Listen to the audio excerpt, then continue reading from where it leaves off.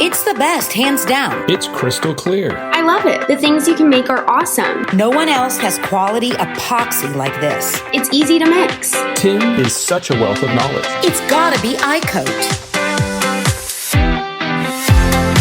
Welcome to the Resin Mastery Podcast, exploring iCoat epoxy.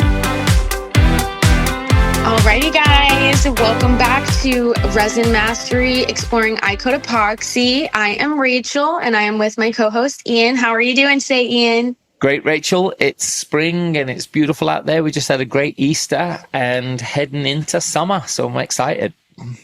Oh yes, I'm excited. I had a great Easter as well. I hope you guys did too. The only thing I'm not excited about for the summer is the actual heat. But hey, at least we're moving on to the next. And before we do, I thought it would be a great idea to talk about spring cleaning, guys. And no, not your mother's spring cleaning, not the kind where she throws a mop in your hand and she says, get to the corners that nobody touches, This is more so the idea of taking inventory for you guys who are starting, just kind of revamping your business. Maybe you've been in business for a year or a couple years, or maybe you're just starting, but it's a time to reassess and take stock and see, what can I clean up in my life? What can I clean up within my business? So do you want to kind of, explain that a little bit more, Ian?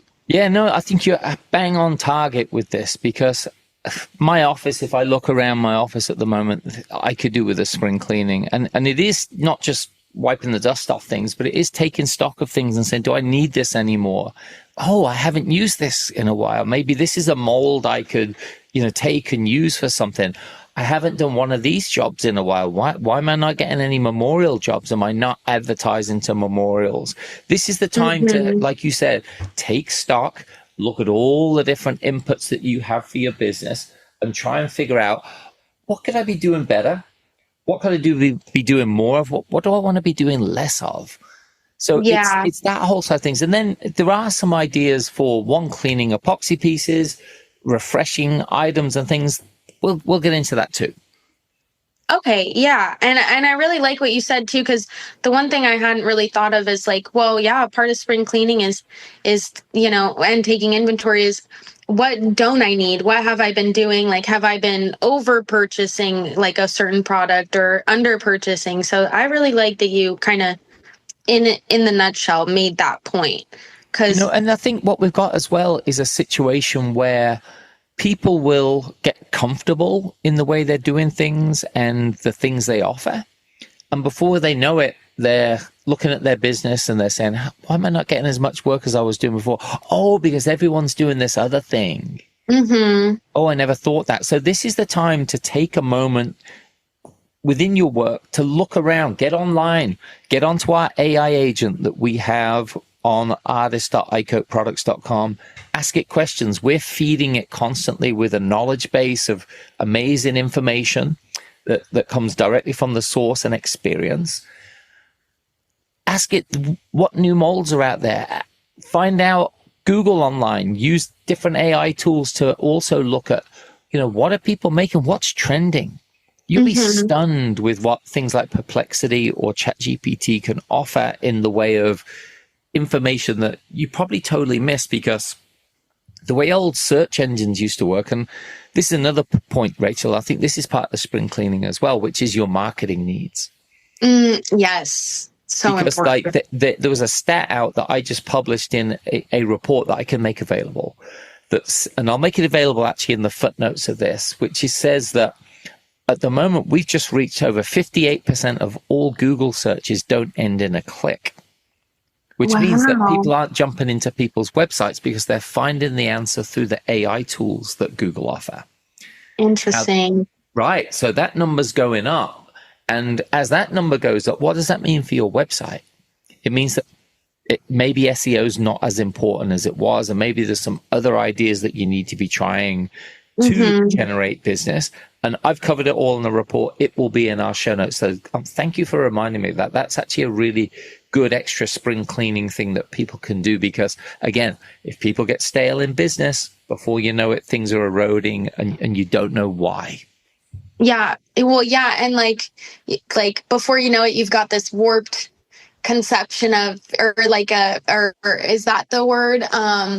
Like just understanding of like, okay, this is what works for my business, but it's not what works for your business anymore. Right. Times change constantly. And I think that that's the one thing, I think I've said this in another podcast, that's the one thing that we can all take hold of is change, because it's constantly happening, in our businesses, in our personal lives, every aspect of the world always changing. My neighborhood doesn't look the same as it looked 10 years ago, There you go. Yeah. Now, and I'll tell you something that is really exciting. I talked to Tim from iCoat the other day, and he's got a product coming out this year that is going to change, the floral preservation market for good. I mean, it is probably, I can't tell you too much what it is, but stay tuned.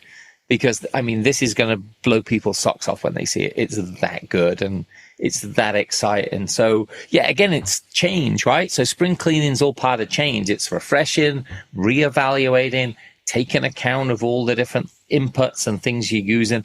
Again, look on the tools section that we've got as well, because you may be thinking, I always get stuck with these bubbles around the edge.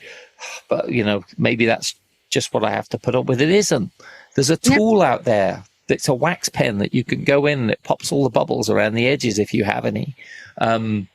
These are things that you need to be taking stock of. So yeah, it's a great moment for this. Yeah. Yeah, no, and it's, right before the summer, like kind of gives you a little bit of a buffer before the temperatures change, before there's because that's also another thing you kind of have to take into account when you're doing things with epoxy is, do I have a stable environment, right, to do my work in, or does the weather also kind of affect that? Like, am I changing the temperature on this AC that I need, in this controlled environment? Because it does need to be a controlled environment. So before that even comes up, definitely, think about all of the things that you need to do in order to get to a good point where that's the least of your worry, or like that's the most of your worries is like the environment that you're making the epoxy in, right? Exactly.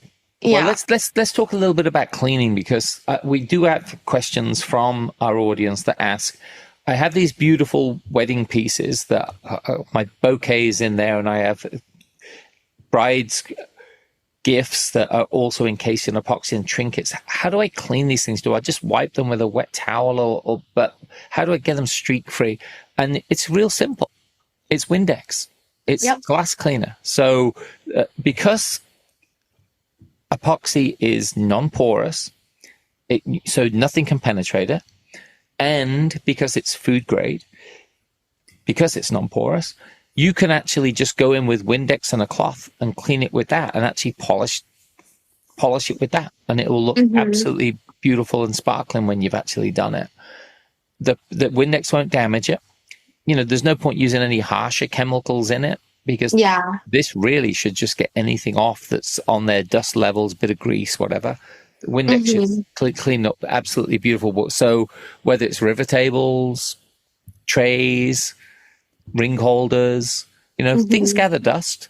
Easy way to make them sparkling and clean again is to just get in there and actually just use some Windex and just polish it off. Yeah, and Windex smells really good. So it's like one of my favorite cleaners, and it's easy. So multiple surfaces, you don't have to worry about like, oh, you have your ring holder in your bathroom, you're spraying it on your mirror, you got a little bit on your ring holder. That's fine. Just wipe it off, because that's what you would use anyways.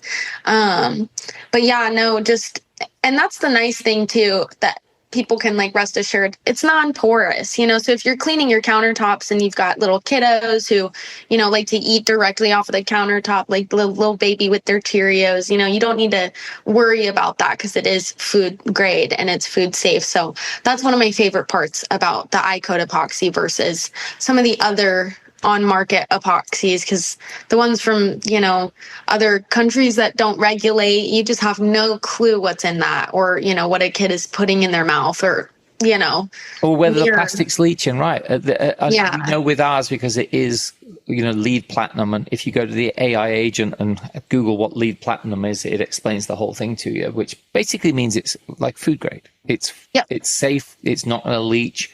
And, we've obviously talked a lot in these different episodes about charcuterie boards and putting cheeses on them. If you put cheese onto granite or stone counters, you are going to see a mark that you're not going to get off in a hurry. And you're going to be kind of annoyed.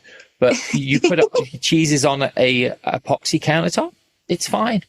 It's absolutely fine because you've got a pure surface to work with. Just in case anyone doesn't know, the Food and Drug Administration gives two surfaces the ability to be in restaurants. One is stainless steel and the other is epoxy, because they're two surfaces that do not get contaminated where you put food on without being able to clean them thoroughly. So they're just absolutely fantastic for that. And again, it goes for your countertops, your charcuterie boards, any surface that you put food on that's epoxy coated with iCoat epoxy, you have no worries about it whatsoever. So Rachel, thinking a bit more about things, let's think about some of the other things that we are looking for in this spring cleaning moment, right? So it's not only about cleaning, tidying up, it's maybe new ideas as well. Yeah, kind of like cleaning up your idea book and in with the old, or in with the new, out with the old. There you go. No, you got it right that time. Yeah. I always say that. Oh my gosh, that's funny. But yeah, in with the new, out with the old kind of thing with like your catalog. What are you creating? Like, so, and there's certain times of year, right? Like springtime where you're not going to want a certain product or where it's not going to sell as good. So maybe taking into account a steady rotation of what you're creating more of in a certain time, I think would be a good idea to kind of maybe look at your sales history and be like, oh, okay. Well, sold a lot of this, maybe didn't sell a lot of that. So, I mean, that probably depends on, number one, what you're selling and what your market looks like, who you're selling to. So it would be something that varies person to person.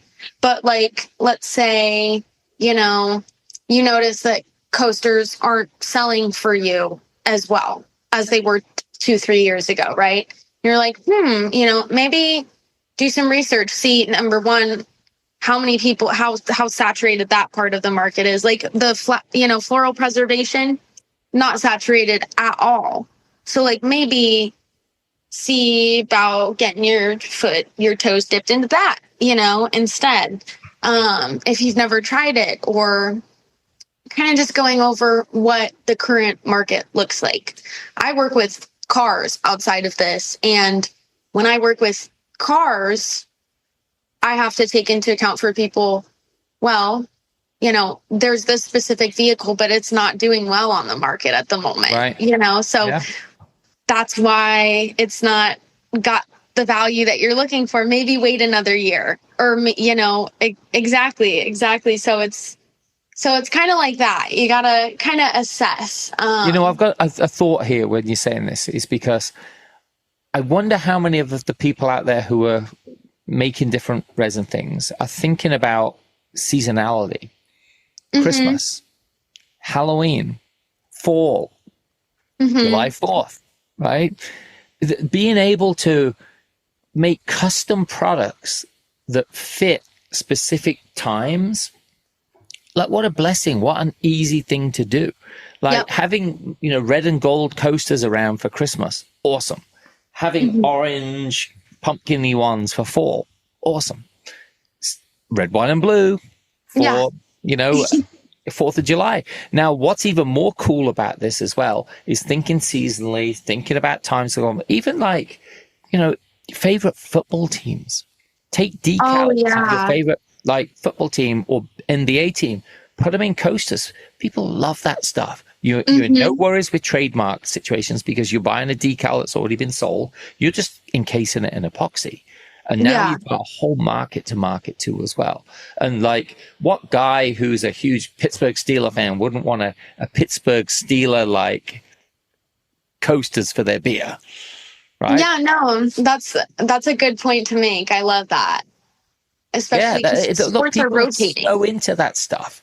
You know, I've got to say as well, while we're talking about spring cleaning, about new things, they just put out on the iCoat website on artist.icoatproducts.com metal illusion mica powder, which is for mixing into the epoxy, and it's white, and it creates the most beautiful marbled pearl effect. And you use different amounts of it for different like depth. But I mean, it is beautiful the way it works. So instead of just clear epoxy, this is like a marbled color. And I mean, it's off the charts beautiful looking. I love that because pearlescent is like one of my favorite things, like cars, cups, like anything pearlescent. I'm like, ooh, shiny. Yeah. So hopefully these are some ideas that you listening out there, and maybe you've got some that you can, you know, turn us on to as well. So, you know, feel free to write to us at the show. Again, information in the show notes, how you can get in touch. But yeah, we'd love to hear more from you about what you're doing, how you've gone about spring cleaning, and whether some of these tips have actually paid off for you. Love helping people make more money doing what they're doing with epoxies, and supporting all of your efforts all along the way. So if you've got anything from me and Rachel, you know, please hit us up. Yeah. And maybe, Ian, maybe our next episode could be strictly answering some of those questions that we've received. Listener questions. I think that could be good. We should start that together. I think that would be good. Well, guys, I think that kind of concludes the spring cleaning ideas for now. I mean, we could go on and on and on, but, you know, we don't want to bore you at all, and we want to keep you waiting until the next episode. So thank you so much for tuning in. I had a lot of fun today, Ian, and I hope you guys come back next week. So until next time, we'll see you again on Resin Mastery, exploring iCoat epoxy. Have a great one. You too. Bye.